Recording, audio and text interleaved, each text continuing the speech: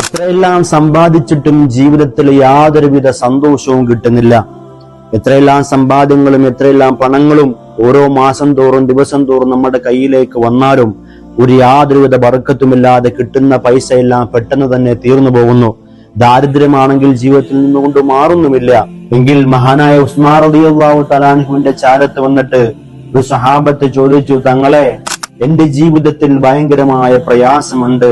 എത്രയെല്ലാം പണങ്ങൾ കിട്ടിയാലും എത്രയെല്ലാം സമ്പാദ്യങ്ങൾ ഞാൻ സമ്പാദിച്ചാലും യാതൊരുവിധ ബർക്കത്തുമില്ല. ബർക്കത്ത് ഉണ്ടാകുവാൻ വേണ്ടി ജീവിതത്തിൽ ഞാൻ എന്താണ് ചെയ്യേണ്ടതെന്ന് ചോദിച്ചപ്പോൾ മഹാനായ ഉസ്മാൻ റളിയല്ലാഹു തആല അൻഹു പറഞ്ഞു കൊടുത്തൊരു സൂറത്തുണ്ട്.